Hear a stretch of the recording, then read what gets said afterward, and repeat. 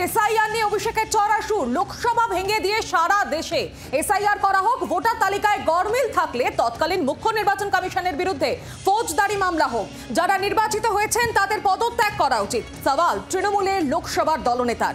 গতকালের মিছিল প্রসঙ্গে আক্রমণাত্মক সুরে তিনি বলেছেন, সোমবার মিছিল শান্তিপূর্ণ ছিল। ৩০০ জনের বেশি জনপ্রতিনিধি কমিশনের জবাব চাইতে গিয়েছিলেন, কমিশনের কাছে যেতে দেওয়া হয়নি তাদের। এই অভিযোগ তুলেছেন অভিষেক বন্দ্যোপাধ্যায়। মহিলা সাংসদের চুলের মুঠি ধরে জোর জবরদস্তি করে আটকে রাখা হয়েছিল। দিল্লি পুলিশের বিরুদ্ধে একাধিক বিস্ফোরক অভিযোগ তুলেছেন অভিষেক বন্দ্যোপাধ্যায়।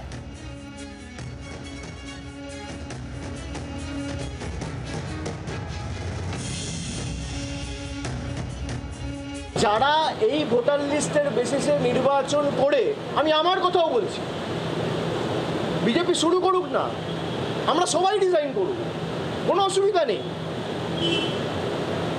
লোকসভা ডিসলভ করে দেওয়া হোক, লোকসভা ডিসলভ করে সারা দেশে এসআইআর হোক, তারপর ফ্রেশ ইলেকশন হোক।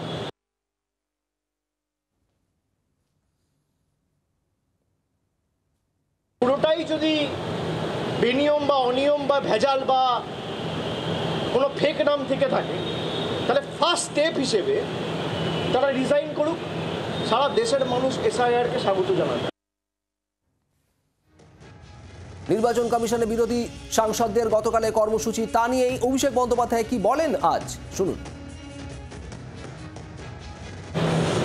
জোর জবরদস্তি তারা দেশটাকে নিজেদের সম্পত্তি ভেবে সব প্রতিষ্ঠানগুলোকে নিজেদের রাজনৈতিক স্বার্থে কাজে লাগিয়ে এখন মানুষের ভোটাধিকারটুকুও কেড়ে নিতে চাইছে। আমরা এটা করতে দেবো না। কালকের যেটা দেখেছেন আপনারা, এটা সবে শুরু। আমি আগেও বলেছি, আবারও বলছি, যদি বাংলা থেকে একটা মানুষ যার ভোটার লিস্টে যে প্রকৃত ভোটার যদি তার নাম বাদ যায় এবং বিজেপি যদি ভাবে যে মানুষের ভোটাধিকার কেড়ে নিয়ে আমরা দেশটাকে আমাদের রাজনৈতিক সম্পদ হিসেবে ব্যবহার করব, আমরা যে ভাষায় বিজেপি বোঝে সে ভাষায় আমরা জবাব দিতে জানি।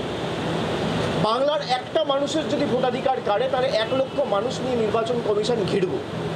বিজেপির কোনো নেতা বাঁচাবে না। আর এই প্রসঙ্গে শোভিক ভট্টাচার্য তিনি কি বলেছেন শুনুন।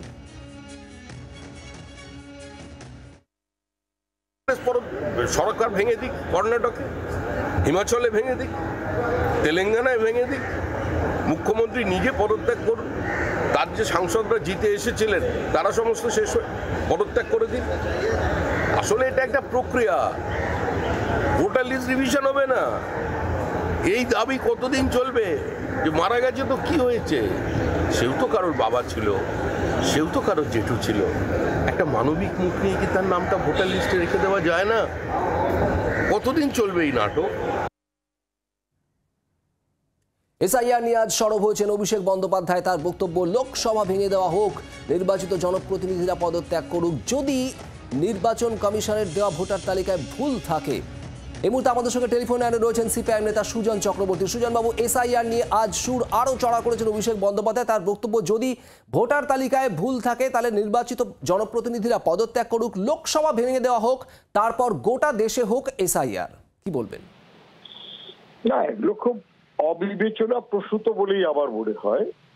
খুব বিবেচনা প্রসূত বলে সন্দেহ হচ্ছে। লোকসভা ভেঙে দিক, ওই করুক, সেই করুক, আর তার আগে 8 লাখ ভোটে যেটা অভিষেক পদত্যাগ করুক, কি বলছে? ওটা কোনো ভোট হয়নি। ভোটার লিস্টে গোলযোগ আছে, এটা তার জন্য সাংসদদের পদত্যাগ করে লোকসভাকে পদত্যাগ করতে হবে।